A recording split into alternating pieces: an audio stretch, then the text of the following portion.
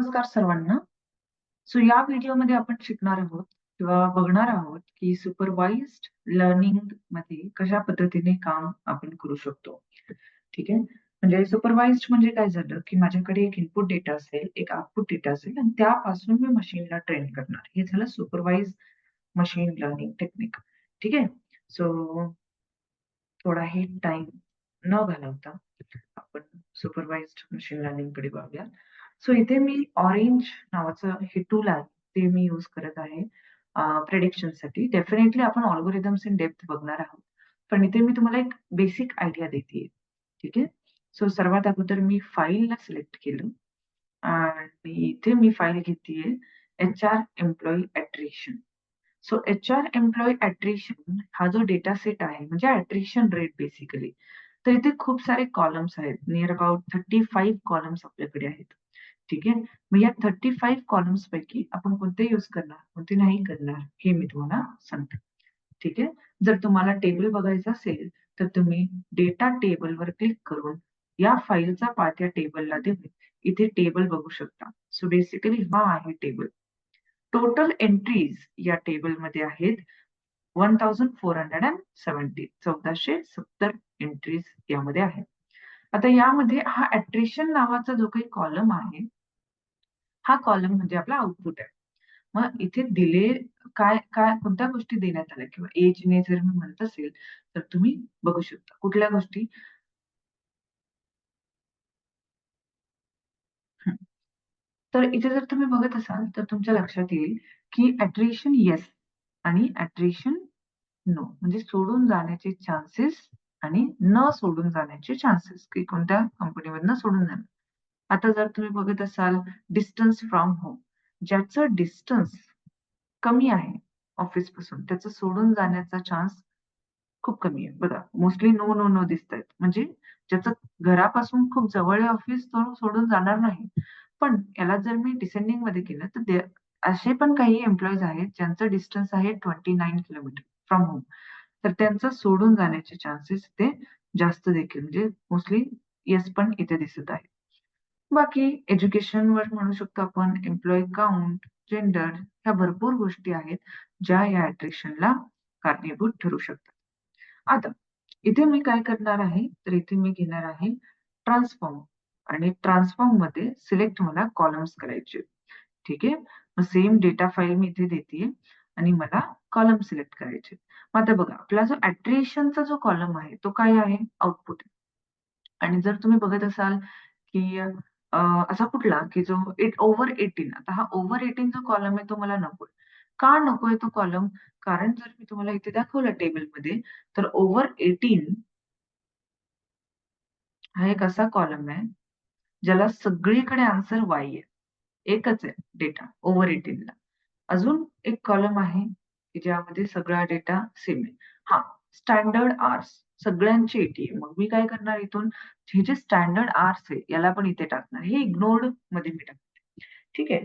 आणि त्यानंतर बाकी सगळा डेटा आपला ठीक आहे. आपण बाकी सगळ्या डेटा आपला गो थ्रू करू शकतो. अजून कुठला जर डेटा तुम्हाला दिसत असेल की जो सिमिलर आहे, एकच आहे. एम्प्लॉयी काउंट अजून एक हा एक पण कॉलम आहे की जिथे सगळा डेटा एकच आहे. मग मी एम्प्लॉयी काउंट हा कॉलम देखील काय करणार आहे, इकडे घेणार आहे. ठीक आहे. हां. आता अजून कुठला कॉलम उरला का की जो मी घेऊ शकते? नाही. That's fine. ठीक आहे. हे 3 कॉलम बेसिकली मी रिमूव्ह करते आहे. एम्प्लॉयी नंबर हा पण एक एम्प्लॉयी नंबर. अच्छा. एम्प्लॉयी नंबरला जर मी क्लिक केलं, तर माझ्याकडे एम्प्लॉयी नंबर आहे. आता एम्प्लॉयी नंबर सुद्धा आपल्याला हे हेल्प करणार नाहीये, की मी इधर तो जो काही एम्प्लॉयी आहे तो सोडून जाणार की नाही जाणार. हे माझं झालं सिलेक्शन.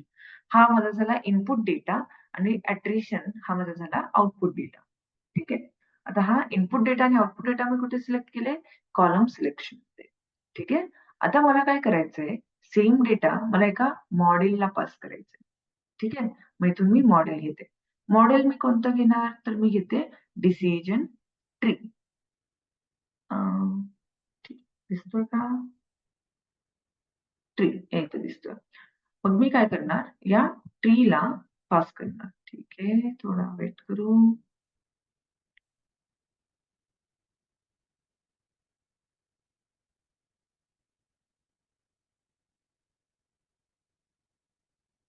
थोडा टाइम घेणार आणि या डिसिजन ट्रीलाच मला पास करायचं. मग आता मी काय करते, सॉरी, इथे मी डिसिजन ट्री घेतला आणि या डिसिजन ट्री सोबत मी इव्हॅल्युएट घेते आहे टेस्ट अँड स्कोर. ठीक आहे. आता बेसिकली मी काय करते, हा मी डेटा दिला आणि हा मी ट्री दिला, म्हणजे या डेटावर हा ट्री मला अप्लाय करायचा आहे. इथे ते अप्लाय झाले आणि जेव्हा मी याला एक्झिक्यूट करणार आणि बघणार, तर मला दिसतंय की AUC 0.60 आहे आणि अक्युरसी स्कोर जो आहे तो 0.80, म्हणजे आउटपुट येण्याचा जो स्कोर आहे तो काय झाला माझा 80% झाला, म्हणजे 80% चान्सेस आहे की माझा आन्सर करेक्ट येईल. ठीक आहे. आता जर मी याला प्रेडिक्शन्स मध्ये टाकेल, ठीक आहे, या डेटाला इथे दिला ट्री आणि मग मी हा ट्री देते प्रेडिक्शन्स मध्ये आणि जर मी प्रेडिक्शन्स मध्ये बघेल, ओके, ठीक आहे, थोडा टाइम घेणार लोड करण्यासाठी. ठीक आहे. सो मला असं वाटते की तुम्हाला हे कळालंय. ठीक आहे, मी हा प्रेडिक्शन इथे न घेता फक्त टेस्ट अँड स्कोर, तो टेस्ट अँड स्कोरने मला वाटतं 80%, म्हणजे 80% चान्सेस आहे की तो करेक्टली आउटपुट देणार आहे. राईट. आता सेम मी काय करते, अजून एक मॉडेल घेते. चला आपण घेऊयात न्यूरल नेटवर्क आणि आपण घेऊयात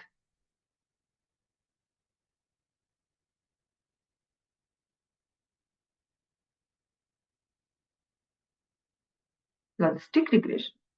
हे मी 3 अल्गोरिदम घेतेय आणि हे तीनही अल्गोरिदम मी टेस्ट अँड ट्रेनला पास करते. ठीक आहे. इट विल रनिंग, रन होत आहे. आता हे काय करणार आहे, बेसिकली हा डेटा घेणार, हे न्यूरल नेटवर्कचं अल्गोरिदम घेणार आणि त्यामधून प्रेडिक्शन देणार आहे. ठीक आहे. एक्झिक्युशन प्रोसेसमध्ये 19% डेटावर वर्क करून झालंय, आता 29%.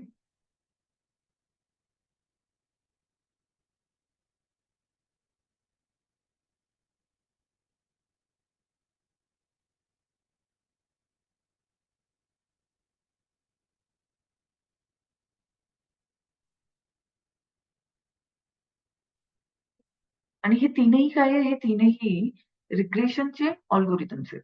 ठीक आहे. जर माझ्याकडे रिग्रेशन टास्क असेल, तर ते रिग्रेशन टास्क परफॉर्म करण्यासाठीचे हे 3 अल्गोरिथम. आता आपलं अल्गोरिथम फिट झालंय. आपण बघूयात. तर इथे मी जर दाखवत असेल तुम्हाला, तर तुम्हाला दिसेल बघा, कोण सर्वात छान परफॉर्म करतंय. तर इथे लॉजिस्टिक रिग्रेशन जो आहे, तो सगळ्यात चांगलं परफॉर्म करतोय या डेटावर.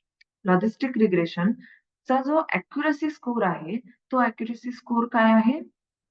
इथे 87%. म्हणजे जर मी एखादं इनपुट दिलं, तर 87% चान्सेस आहेत की ते अल्गोरिदम करेक्टच आउटपुट देणार. राइट? सो हे झालं train and test. Right? Test पण करून देते. राइट? सो अशा पद्धतीने तुम्ही रिग्रेशन डेटा यूज करू शकता, ज्यामध्ये मी जसं कॉलम सिलेक्शनमध्ये दाखवलं, की आपल्याकडे काही इनपुट डेटा आहे आणि काही आउटपुट डेटा देखील आहे. आपण अजून यावर काहीच प्री प्रोसेसिंग केलं नाहीये.